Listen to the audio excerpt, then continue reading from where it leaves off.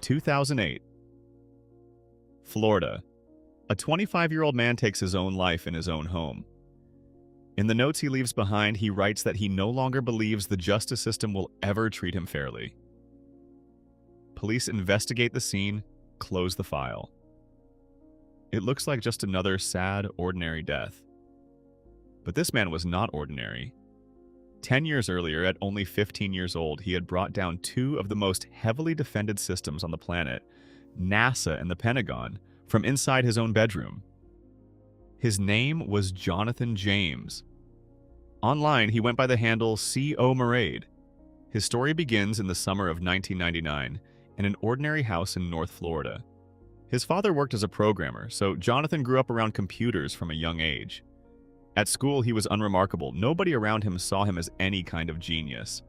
But late at night, once his bedroom door was closed, he became someone completely different.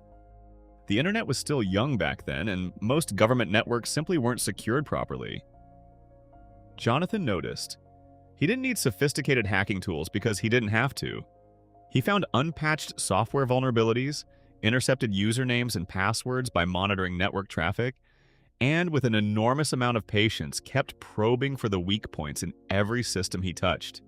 He captured login credentials from 13 different US government agencies this way, 10 of them belonging directly to military computers. Between August and October of 1999, Jonathan started small, a telecom company, a school district's system. But what really put him on the map was breaching a division of the Pentagon, the Defense Threat Reduction Agency. This agency assesses nuclear, biological, and chemical threats to the United States, one of the most sensitive defense units in the country. Jonathan got in through a router in Virginia, planted a backdoor, and intercepted the agency's emails, usernames, and passwords. But the most staggering part was NASA. Jonathan penetrated NASA's network so deeply that when security engineers finally noticed something was wrong, they had to shut the entire system down just to figure out how far he'd gotten. 21 full days. During that time, he had downloaded the source code controlling the life support systems of the International Space Station, software worth roughly $1.5 million, responsible for regulating temperature and humidity for astronauts in orbit. Fixing the breach and securing the network again cost NASA about $41,000. When they caught him, Jonathan didn't try to hide anything. He hadn't bothered covering his tracks because he never thought he was doing anything wrong. In a later interview, he said he could have easily gotten away with it, but he didn't see the point. To him, this wasn't a crime, it was curiosity. A computer enthusiast simply testing how far the limits actually went. When federal agents showed up at his door, they were standing face to face with a 15-year-old. The American legal system had never dealt with a minor who'd hacked the Department of Defense. Judges genuinely didn't know how to sentence him. In the end, Jonathan avoided prison entirely because of his age. Instead, he received 6 months of house arrest and a ban on using computers until he turned 18. He became the first person to breach the Department of Defense without ever serving time behind bars. But this story doesn't end there.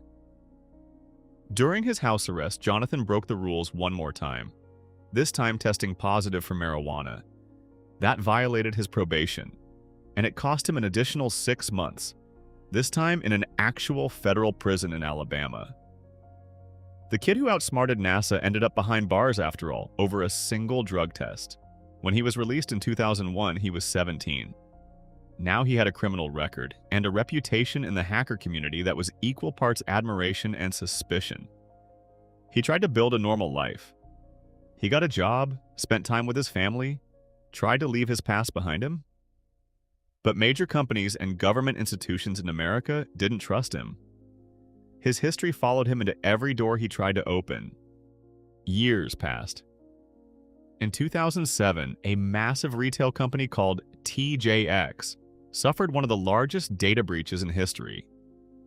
Millions of customers' credit card details were stolen. Federal investigators believe known hacker groups might be responsible, and because of his past, Jonathan James landed on the suspect list once again. Jonathan insisted over and over that he had nothing to do with it. In letters he left behind, he denied the accusation repeatedly. But he already knew from experience that Once the justice system decided he was guilty, the truth stopped mattering. He believed his past would brand him a suspect for the rest of his life, no matter what he actually did or didn't do. In May 2008, Jonathan James took his own life. He was 25. The TJX investigation never produced a single charge against him. Whether he was involved was never legally established, one way or the other. In a short obituary published in the Miami Herald, his friends and family remembered him as a highly intelligent young man who never lived by the rules. To this day, rumors still circulate in the hacker community about whether his death was really a suicide. Some believe he was silenced because of classified information he once accessed inside NASA and the Pentagon.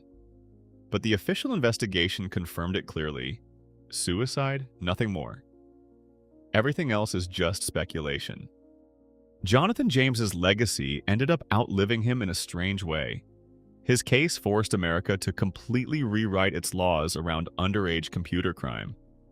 NASA overhauled its entire security infrastructure. The Pentagon poured billions of dollars into protecting its systems. One curious teenager, acting alone, permanently reshaped America's approach to cybersecurity. What's strange is that Jonathan himself never seemed to fully understand why any of it mattered so much. In interviews, he talked about hacking the way other kids talked about a video game, a puzzle to solve, not a threat to national security. He wasn't trying to prove a point or make a statement or hurt anyone. He genuinely believed that if a system had a weakness, someone was always going to find it eventually, and he just happened to find it first. That mindset never left him, even after everything it cost him. Some of the people who knew him say that's exactly what made him dangerous to the government, not malice, but the simple fact that he didn't see the line they were so desperate to protect.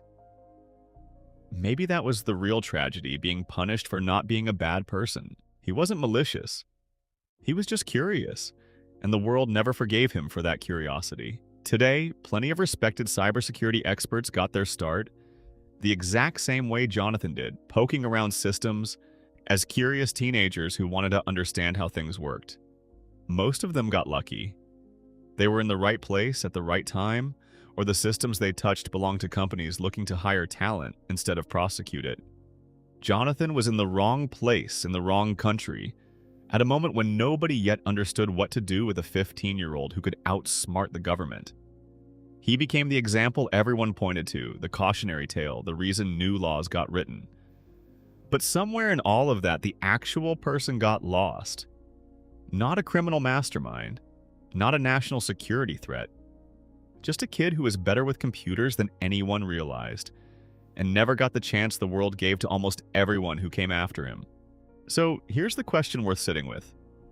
If Jonathan James were alive today, he might have become a respected cybersecurity expert at one of the biggest tech companies in the world.